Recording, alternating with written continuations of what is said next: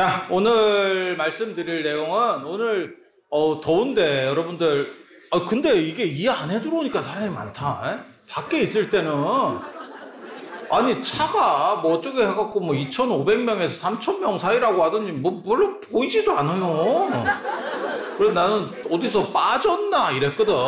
그랬는데 이렇게 보면 또 많은 것 같고 참 그래도 오늘 그런 호마법 같은 경우는 본사에서 이렇게 하는 경우가 없어요. 그리고 중국 해능스님 유적지 갔을 때도 제가 생각보다 좀 더 썼어요. 제가 생각한 것보다는. 그때 가셨으면 진짜 좋았을 건데 안타깝게도 가신 분도 계시고 이제 못 가신 분도 계시고. 삶에는 세 가지 조건이 있어요. 세 가지 조건이 있어요. 그 세 가지 저는 3단계라고 생각을 하거든요. 인도 사람들은 4단계로 나눴었어요. 인생을 4단계로 나눴는데 요즘은 3단계가 맞는 것 같아요. 그래서 학습기지, 그냥 공부하고 좋은 일자리를 얻기 위한 공부하는데, 그러니까 뭐 대학을 나오든 대학원을 나오든 그때까지. 남자들은 이제 군대도 가야 되니까 조금 더 길 거고, 거기가 1단계. 2단계는 이제 직장도 들어가고, 가정도 이렇게 이루고, 어느 정도 이상을 자기 역량을 발휘하는 단계. 3단계는 이제 은퇴해가지고, 이제 갈 때까지 기다리는 단계. 그 기간이 예전에는 짧았는데, 지금은 그 기간이 한 40년? 긴 분은 50년입니다. 아니야, 맞아. 여러분 세대는 그나마 조금 늦게 정년퇴직을 하시는 거고 여러분 자녀분들은 한 50대면 나옵니다. 아니야, 맞아. 맞아. 지금 사회 시스템이 그렇게 된 거야. 50에 나오는데 100에 죽어. 그 3단계가 갑자기 제일 긴 기간이 됐고 여기서 어떤 구조를 짜지 않으면 너무 힘든 거예요. 인생에 있어서 가장 중요한 것은 무엇이냐? 복이 있는 게 제일 중요해요. 복 있으면 최고입니다. 성형이 아무리 잘 돼도 타고날 때 차원으로 나오면 끝이야. 경기 끝. 뭔 성형할 필요가 있어. 키 크는 거 약 아무리 먹어도 크게 나오면 끝. 진짜야. 돈을 뭐하러 버냐? 아버지가 재벌인데 돈을 왜 벌어? 그 푼돈 벌어서 뭐 하려고? 어디 뭐 껌값을 벌어서 뭐 할 건데? 이거 되게 재밌는 거예요. 그러니까 복 많은 게 최강입니다. 그래서 제가 진짜 중학교 때 그런 생각을 했었고, 그래서 뭔가 다른 공부들을 우리는 시작을 했었고, 그게 명상을 하고, 그 다음에 뭐 동양철학 같은 걸 하고, 그때 우리 부모님이 되게 싫어했는데, 왜? 이상한 거 한다고. 근데 지금은 그게 그 시대가 왔지. 갑자기 그 시대가 왔어. 진짜 재밌지. 그래서 제가 늘상 하는 게 뭐냐면, 제가 늘상 여러분들에게도 그 말씀 많이 드렸었는데, 나는 내가 살지 않는 모든 절에 가서 복전함에 돈을 넣고 향을 피웁니다. 향을 피웁니다. 그리고 복전도 신권으로 다 이렇게 준비를 해갑니다. 그건 성의라고 생각을 하기 때문에. 그리고 그런 행동을 많이 한 뒤부터 인생이 좀씩 바뀝니다. 그리고 제가 좋아하는 거는 다음 생에 어떻게 되는 거는 됐고요. 그건 그때 가서 볼 일이고, 나 그런 거 별로 안 좋아해. 네가 지금 쩔인데 죽은 뒤에 나한테 네가 하면 죽은 뒤에 내가 천국 가서 억배로 갚아줄게. 그렇게 천국이 좋으면 지금 가든지 네 걸 나한테 좀 내든지 딱 뭐 그런 거예요. 그래서 저는 생각이 좀 틀려. 복이라고 하는 것도 복이 세 가지가 있습니다. 현생보, 내생보, 부정보라고 하는 거예요. 현생보는 지금 받는 거예요. 지금 받는 거. 그리고 내생보는 지금 지어서 다음 생에 받아. 못 받으면 어쩔 건데 이거. 우리 이런 거 잘 안 믿습니다. 부정보는 언젠가는 받는데, 브라질 뭐 저 채권 뭐 이런 거 들어갔다가 한 10년 뒤쯤 되면 원금 올라옵니다. 뭐 이런 거 비슷해. 너나 해, 너나. 그래서 저는 늘상 얘기하는 게 복이라는 것도 인스턴트 마일리지가 최고다. 복권은 즉석 복권이 최고고 라면은 컵라면이 최고예요. 그냥 물 벗어 바로 이게 뜨기 시작하는 거예요. 그래서 현생보가 최고고 그렇게 복을 많이 산출해낼 수 있는 방법이 뭘까라고 생각을 하는 거고 그거를 여러분들과 사실 같이 하고 싶은 거예요. 그래서 사경 같은 경우도 그 육조단경에도 나옵니다. 금강경을 계속 읽으면 그 깨달음이 무르익고 라고 하는 게 나와요. 해능 스님이 직접 그렇게 말씀을 해놓으셨어요. 그래서 여러분들이 인생 맨 마지막 3단계에서 중심을 잡고 안정이 돼야 되고 그리고 외부적으로는 가족들과 다 화목해야 되고 그 이상은 없어요. 그리고 내가 흔들리면 절대 안 돼. 그 흔들리지 않는 것은 두 가지. 하나는 정신, 하나는 육체입니다. 그래서 몸 관리도 굉장히 중요해요. 몸 관리도 굉장히 중요해요. 그래서 그런 정신적 안정을 위해서 사경 같은 거 이렇게 쓰고 듣고 금강경 같은 거 듣고 하면서 계속 규칙적으로 어떻게 보면 유산소 운동 하신다고 생각하시면 돼요. 정신의 유산소 운동을 한다. 그게 뭐 한다고 해서 그게 바뀝니까? 남자들 희한한 짓 하는 거 있거든요. 헬스장 개인이 끊어가지고 하루 운동하고 거울 앞에서 계속 뭘 봐. 야, 하루 만에 뭐가 안 바뀌어. 그런데 우리는 분명히 알지. 왜? 그렇게 하는 게 도움이 되죠. 아니, 그렇지 않아요? 왜? 근육 손실을 줄이잖아. 분명히 도움이 되는 거야. 단 하루 이틀에서 되는 게 아니고 그건 반복해서. 그래서 제가 늘상 말씀드리는 거에서 일찍 죽을 자신이 없다면 노력해야 됩니다. 노력해야 됩니다. 건강도 노력이고 정신 건강도 노력이고 그리고 행복도 노력이에요. 행복도 노력이에요. 그래서 그렇게 사경을 다 하라고 말씀을 드리고 저거를 이제 소지를 해야 되는데 그 전에 탑돌이를 하고 같이를 해보니까 그것도 괜찮아. 탑돌이 이렇게 제등행렬을 해서 하는 것도 뭐 괜찮더라고요. 그런데 그것보다는 제가 이 호마법이나 이런 거를 옛날부터 알고 있었어요. 우리는 밀교나 이런 데도 관심이 많이 있어요. 그러니까 여러 가지를 알고 있는데 그래서 그걸 어떻게 좀 해볼까라는 생각을 했었습니다. 계속 했었어요. 그런데 이게 한국에서는 맥이 끊어졌고 조선시대 때 맥이 끊어졌고 이 호마법이 불을 통해서 기원을 끌어올리고 향 피우는 것도 마찬가지예요. 향 피우는 것도 향에 두 가지 기능이 있어요. 냄새라는 기능, 향기라는 기능. 그것이 신을 즐겁게 한다. 이거 이집트에서부터 시작되는 거예요. 그리고 연기를 통해서 그 뜻이 전달된다. 호마도 똑같은 겁니다. 그래서 여러분 아까 보실 때 곡식도 넣고 꽃도 넣고 막 이러잖아요. 그렇게 해서 전달시키는 거예요. 그리고 그런 의미들이 지금까지 남아있는 게 돌아가셨을 때 어른 물건을 태워주면 전달된다라는 의미도 있고 또 뭐가 있냐면 지금 현재 사찰에도 남아있는 문화 백중 때 백중이나 예수제나 이런 때 마지막에 그걸 태워주면 그쪽으로 전달된다 라고 하는 문화들이 남은 거예요. 그래서 향하고 같은 의미라고 보시면 돼요. 향보다 조금 더 강할 뿐이지 향하고 같은 연장선상이. 그러니까 제가 늘상 말씀드리는 거 있어요. 기도하는데 향을 안 피우고 저게 기도가 될까? 나는 사실은 그 생각을 많이 해요. 향을 안 피우는데 어떻게 기도가 되지? 그래서 저는 향을 피워야 기도가 된다고 생각하는 사람이에요. 향문화가 그 부처님 당시부터 있었습니까? 이렇게 말하는 사람들이 있어요. 있었어.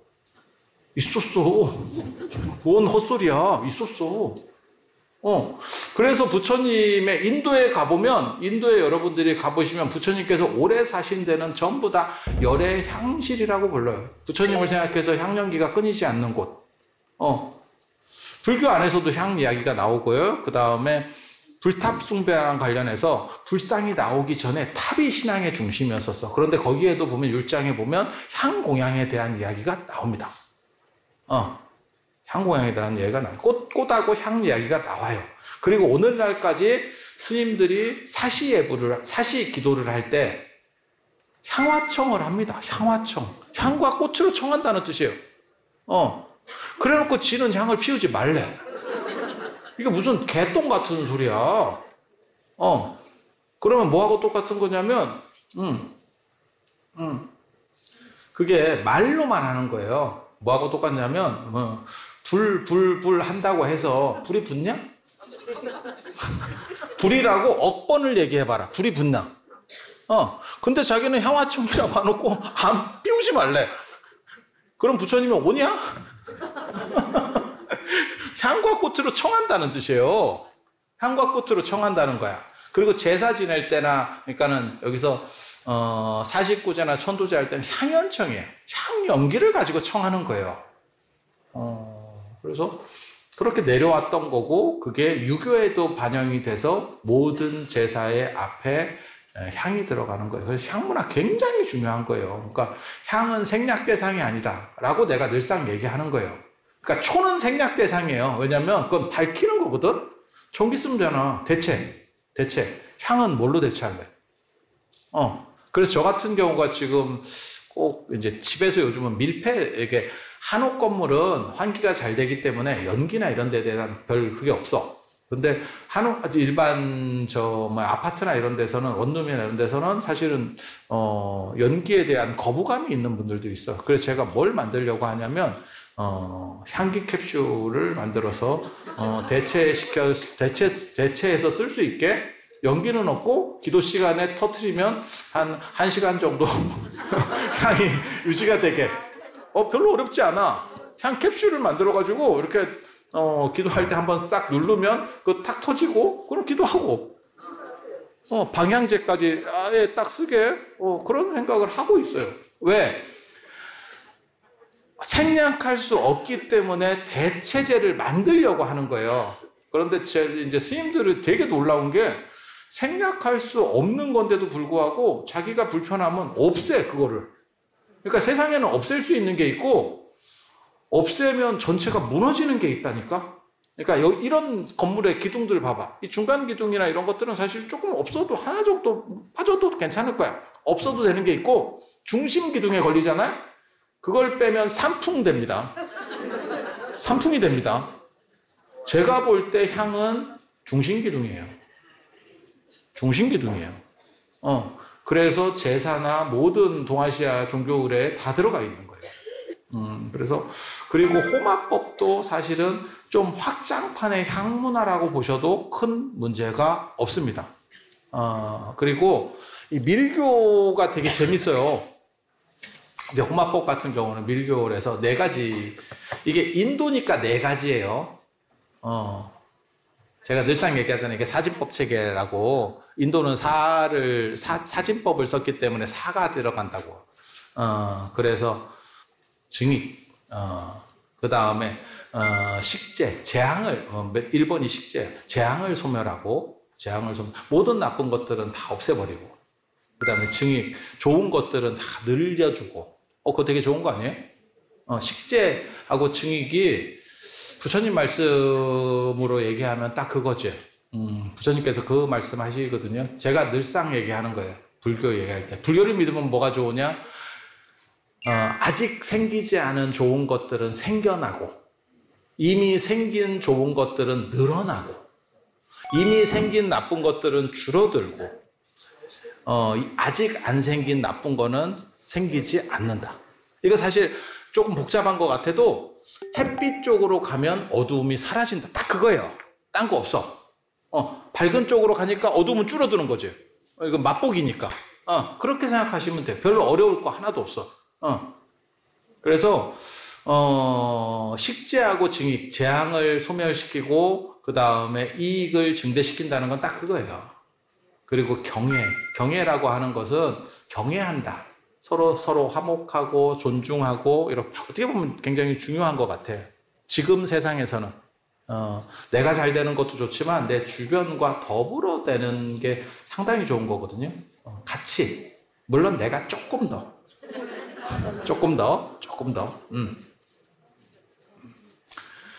그리고 맨 마지막에 그게 이제 밀교죠. 항복법, 조복시키는 거예요.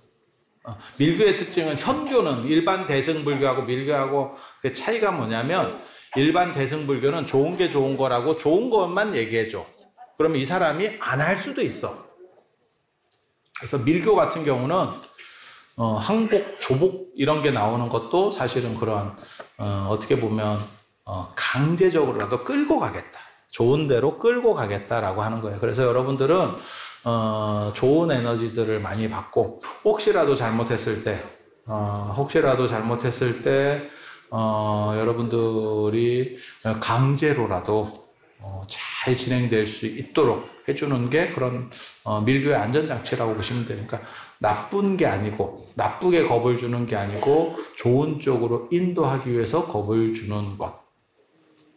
밀교 의식에 있는 거고, 그리고 불이 굉장히 중요하잖아요. 지금 보시면 아시겠지만, 그래서 그 불을 통해서 정화가 되고, 부처님께서 제자들에게 말씀하실 때, 그러니까 스님들에게 말씀하실 때는 탐진치의 불이 다 삼독의 불이 꺼지고 깨달음을 얻고 해탈하는 그런 것들이 좋은 거고, 여러분들은 좋은 방향으로 타올라서 불이 왜 나쁜 거예요? 칼날이 날카로운 게 왜 나쁜 거예요? 좋은 쪽으로 쓰면 언제나 좋은 거예요. 아니, 그렇지 않아? 여러분들은 그렇게 가야 승승장구하면서 행복한 거야. 내가 이 나이에 뭔 승승장구를 합니까?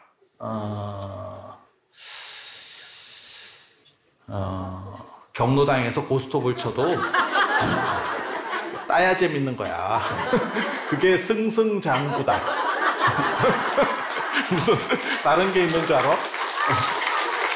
사진 찍어봐.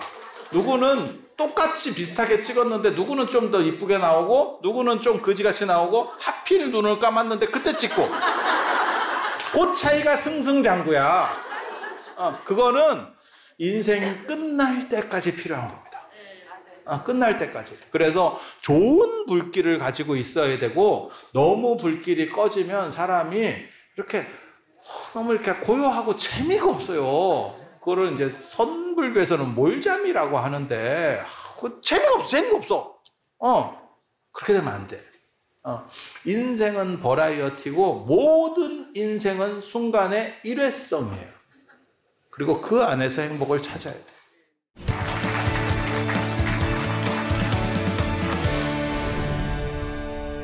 인생 말년에 있어서 가장 중요한 것 중에 하나가 추억 만들기라고 하는 부분이 있습니다. 그래서 여러분들께서 많이 동참해 주실 수 있는 프로그램들을 많이 만들어낼 거니까 원하시는 분들은 원하시는 대로 하시면 되겠습니다. 그리고 6월달 수계법회 이야기 잠깐만 드리도록 할게요. 수계라고 하는 것은 사람이 살다 보면 평생 바르게 살 수는 없어. 사람이 하다 보면 꺾이게 되고 휘게 되고 이렇게 하는 거야. 하지만 휜 게 정상은 아니다. 그래서 저는 그 얘기를 좋아합니다. 논어에 나오는 과증물탄계라고, 허물이 있으면 고치기를 꺼리지 않는다. 그러니까 허물이 없을 수는 없어. 허물이 있으면 고치는 거예요. 고치는 거예요. 그리고 그 고치는 건 어떻게 가는 거냐면, 사람이 제일 쉬운 거는 내가 허물이 있을 때 상대가 지적을 하면 쟤도 그렇고 그런데 왜 그래? 왜 나한테만 그래? 이렇게 빠져나가서는 발전이 없어요. 세상엔 발전이 없어. 그래서 언제나 제가 그런 얘기 하는데, 자아고 콤파스가 세상을 바로 하지는 않지만 바르게 만들어주는 가장 중요한 척도가 된다.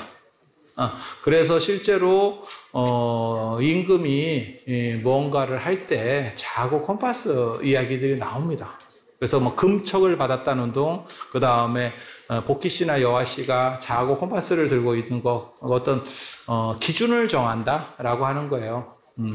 그래서 여러분들께서 평생 반듯하게 살 수는 없지만 그때그때마다 언제나 바르려고 노력을 하고, 그러한 노력 중에 가장 우리가 많이 하는 게 초하루 보름이에요. 절에서는 가장 많이 하는 게 초하루 보름. 그래서 발이 차고 기우는 어떻게 보면 약간 시작점과 중간점에서 나를 좀 바로 세우는 그리고 한국 사람들이 그런 문화들이 계속 있죠. 그게 어떻게 보면 새해 신년맞이도 그런 거고 그 다음에 새로운 계획도 세우고 정초기도라고 하는 것도 그런 거고 그래서 그런 식의 일환 중에서 불교적으로는 가장 센 게 수계의식이에요.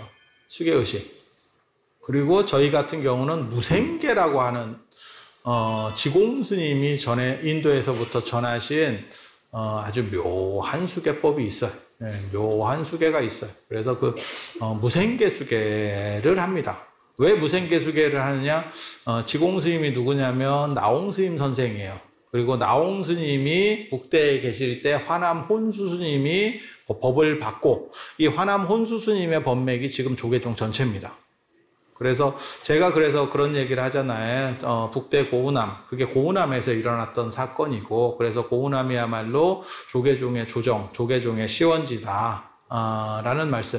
이게 1차 시원지고 2차 시원지는 어떻게 보면 상원사예요. 그때 1941년도에 하남 스님께서 조선불교 조계종을 만들면서 그래서 수계라고 하는 것은 스스로를 언제나 맑히려고 노력하는 그 자세 그리고 그렇게 마음을 냈을 때 벌써 귀해지기 시작하는 거예요. 사람이 핑계를 대고 타협하는 것은 쉽지만 내가 스스로 잘못했다라고 그리고 그 반성은 다른 사람 앞에서 반성할 필요가 없어요. 그러니까 내 스스로 나는 좀 지나쳤던 것 같아 라고 하는 끊임없이 반면교사를 삼고 자신을 거울로 들여다보는 이런 자세들이 굉장히 필요할 것 같아요. 그래서 수계의식의 많은 부분이 참석해서 뭔가 거듭나는 인생이 되시기를 바라봅니다. 그리고 자기가 올바라지면 내가 올바라지면 내 한 사람이 올바라지면 내 주변이 맑아지고 내 주변이 맑아지면 상적광토가 저절로 펼쳐지는 거예요. 여러분이 쉽게 생각하고 그 유리창 효과라고 하는 거예요. 유리창 효과. 차를 하나 놨는데 자동차를 하나 세워놨는데 그냥 세워놓으면 파손이 안 된대. 근데 누가 하나 유리창을 깨갖고 놓잖아? 그러면 거기에 쓰레기도 들어가고 타이어도 뜯어가고 다 그런다는 그 유리창 효과라고 아주 유명한 거예요. 근데 논어에도 보면 그 얘기가 나와요. 군자는 하류에 처하는 것을 꺼려한다. 하류가 뭐냐면 낮은데 하류 하급 쩌리 왜? 쩌리로 한번 시작이 되면 모든 나쁜 것들은 글로 몰려간다. 그러면서 뭐라고 나오냐면 왕조를 멸망시킨 거린금이나 주임금도 사실은 그렇게까지 나쁘지 않았을 수도 있다. 하지만 모든 욕은 그놈이 다 먹더라. 그래서 우리도 그런 거 있잖아요. 대표적으로 이제 수사반장 오래간만에 듣잖아. 수사반장 그런 거 보면 문제가 생기면 가장 먼저 누구를 검토하느냐? 전과자. 전과자를 찾죠. 또 동일범의 유사 전과가 있는 사람들을 용의선상에 놓죠. 그래서 한번 맑아지면 그렇게 더러움이 끼는데 상당히 걸려요.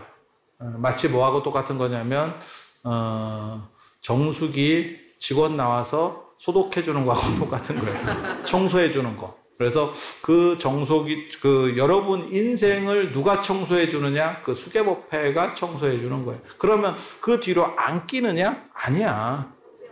정수기 또 껴. 또 껴. 그렇지만 끼니까 할 필요가 없는 거 아닙니까? 야, 그러면 3급수 되는 거야. 그리고 인생이 미꾸라지만 있어. 미꾸라지 개구리 이러고 있는 거야. 그래서 계속해서 스스로를 맑혀가려고 하는 마음. 그게 육조단경에 보면 신수대사의 개송으로 나오는 맑은 거울에 때가 끼지 않도록.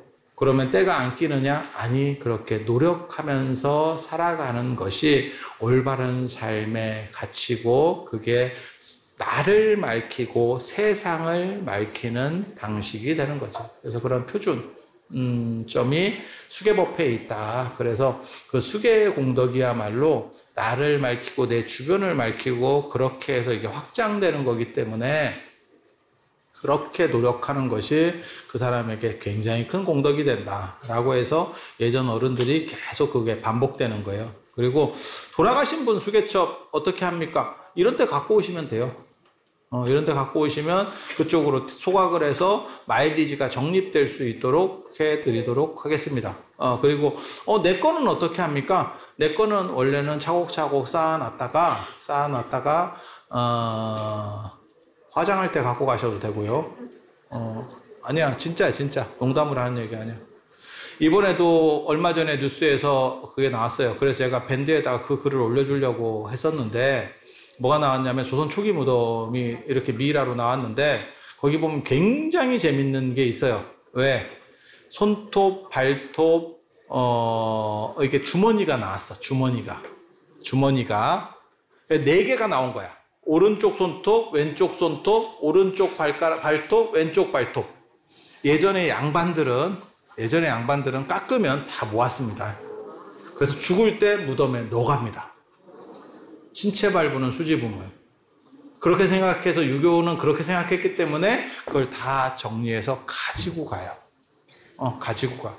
그래서 좋은 것들, 내 몸을 온전하게 되돌리겠다라고 하는 생각. 아니, 그게 올바르다 아니다를 떠나서 그들은 그렇게 생각했다. 그들은 그렇게 생각했다. 저도 그런 이야기를 알고는 있었지만 이렇게 뚜렷하게 유물로 나오는 거는 저도 처음 봤어요, 사실. 그리고 쩌리들은 어떻게 했느냐? 그걸 모으죠, 1년 동안. 그리고 12월 31일에 태웁니다. 그걸 소발식이라고 하는 거예요. 소발식이라고. 그러한 상황에서 나를 방어할 수 있는 방어구들을 가지고 가야겠다라고 해서 예전에 그런 것들을 넣어갔어요. 그래서 돌아가시고 난 뒤에 그렇게 네가 잘했는지 뭐 어떻게 우쭈아까 증거 있어? 여기 있네 이러면서 보여요. 아 진짜야. 그래서 수개첩이나 이런 거 갖고 갔었어. 농담으로 하는 얘기 아니에요. 농담으로 하는 얘기 아니에요. 그래서 제가 예전에 저를 이렇게 잘 따르시던 보살님이 계셨는데 그분이 암으로 돌아가실 때 제가 맨 마지막에 뭘 줬냐면 제가 입던 가사를 줬어요. 가사를 줬어. 근데 그 양반이 이제 돌아가시기 전에 계속 비고 있었고, 아니 이게 가사가 주기적으로 바꿉니다. 우리가 자 봐봐, 내가 놀라운 거 보여줄까?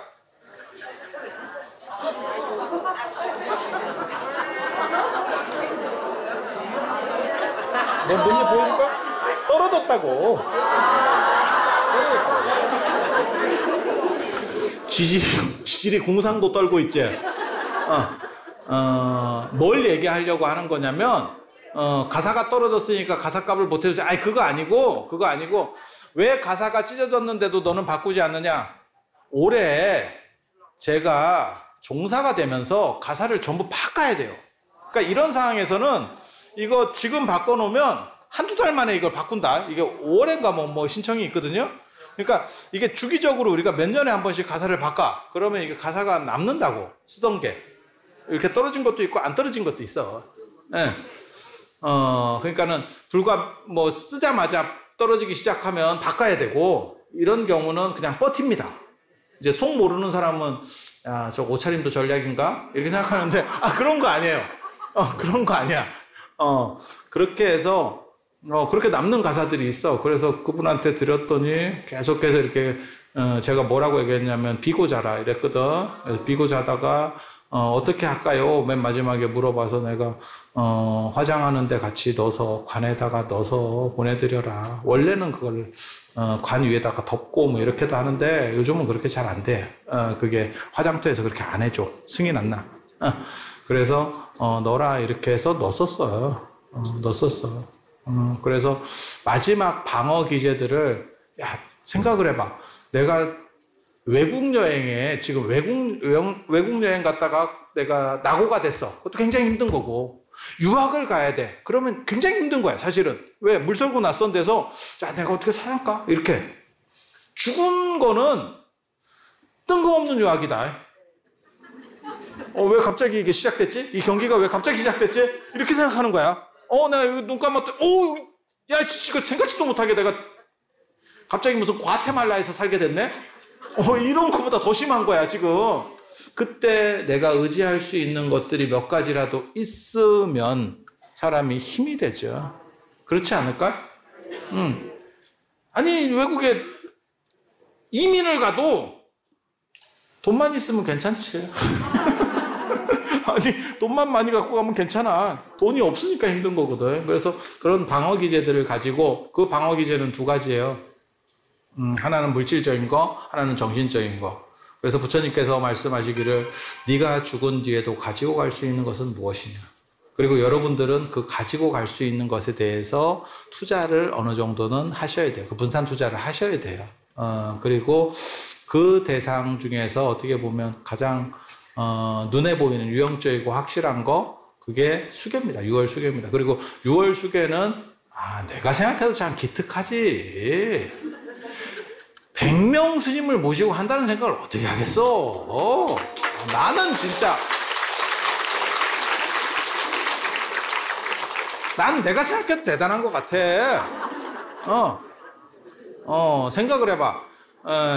그때 6월 수계 때 100분의 스님들을 모시고, 왜 그 7월 백중 봐봐. 백중에 목건전존자가 신통제일인데 어머니를 구하려고 했는데 못 구했어. 그래서 부처님한테 와이로를 썼지. 그랬더니 부처님이 안 돼! 라고 말씀을 하셨어. 그때 뭐라고 말씀하시냐면, 승단의 공양을 해서 그 에너지를 가지고 회양을 시키면, 그러면 가능하다. 이 총액이 더 크다. 라고 한 게 지금까지 내려오는 우람분절 백중이에요. 그래서 스님들을 일단 많이 모셔야겠다. 그리고 여기가 또 우리 교장 스님께서 워낙 이걸 기반을 잘 다져 놓으셔가지고, 선언이 무슨 너무 많아, 선언이. 여기 월정사의 만월선언, 상원사의 청량선언, 북대 미르감의 상황선언, 그 다음에 여기 이제 지장암의 기린선언, 이렇게 선언만, 기본 스님들 선언만 4개고, 결제 때는 130분 정도가 여기 사셔요. 그러니까 이게 동원이 되는 거예요. 다른 절이나 다른 본사에서는 동원 못 합니다. 아마 100명 이상을 이 산중 안에서 동원할 수 있는 거는 우리나라에 딱 2군데 절밖에 없습니다. 그게 월정사와 통도사입니다. 진짜. 그래서 그렇게 모시고, 게다가 결제 때 수행하시던 분들을 모셔서 어떻게 보면 수행력을 가지고 여러분들에게 수계를 해드린다라고 하는 것은 굉장히 드문 일이에요. 내가 아이디어를 냈지만 난 너무 잘한 것 같아.